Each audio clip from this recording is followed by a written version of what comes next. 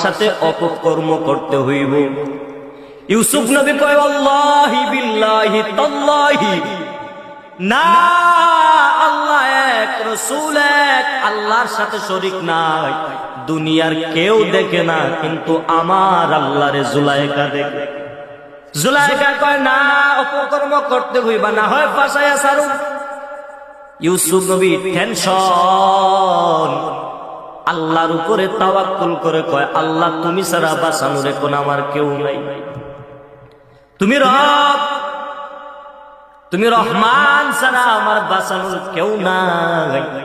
তুমি আমারে বাঁচাও, তুমি আমারে হেফাজত করে নাও। আল্লাহ কয় যা ইউসুফ দরজা খুল। জুলাইখা দরজা লাগাইলো, ইউসুফ নবী বিসমিল্লাহ বলে ধাক্কা দিল, দরজা খুলে গেল। 2 নাম্বার গেটে বিসমিল্লাহ বলে ধাক্কা দিল, দরজা খুলে গেল। কিন্তু জুলাইখা এক পর্যায়ে ইউসুফ নবীর পাঞ্জাবির পিছন দিয়ে ধরে লাগলো, পাঞ্জাবিটা ছিঁড়ে গেল। ইউসুফ নবী সামনে চলে গেলেন। ভালো করে খেয়াল করেন বাবা, ভালো করে অন্তরের কানটা লাগায়া শুনবে বাবা, আল্লাহর প্রতি তাওয়াক্কুল করলে কেমন হয় রে বাবা। ইউসুফ নবী সামনে চলে যায়। এবার ইউসুফ নবী চলে গেল, জুলাইখা কিন্তু ইউসুফ রে পায় না। এবার জুলাইখা কানকা অপবাদ দিল তার স্বামীর কাছে, আপনি যেই ছেলেটারে রাখছেন ইউসুফ, এই ইউসুফ আমার সাথে অপকর্ম করার জন্য চেষ্টা করেছে, কিন্তু ইউসুফ নবী তো এগুলো করে না। যুবকরা তো এরকম আমাদের সমাজে অভাব নেই, কিন্তু ইউসুফ নবী না করে কয় আমি করি নাই আল্লাহর কসম। এবার জুলাইখার স্বামী ডাক দেয়া কয় তুমি যে করো না, তোমার সাক্ষী কে আছে?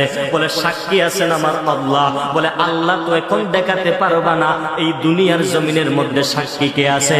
আল্লাহ তো ইউসুফ যা, আমি আল্লাহ সাক্ষী দিলাম, রাস্তা দিয়া দেখ শিশু বাচ্চা একটা যাইব, এই শিশু বাচ্চারে তুই সাক্ষী বানায় নেও। ইউসুফ নবী জুলাইখার স্বামীরে কয় আমার সাক্ষী যেহেতু কেউ নাই, দেখেন এই ছোট বাচ্চাটা আমার পক্ষে সাক্ষী দিব। ছোট বাচ্চা তো কথা বলতে পারে না। ইউসুফ নবী এবার বললেন ছোট বাচ্চারে জিগাও। জুলাইখার স্বামী কয় আজই যে মিশর, কয় বল।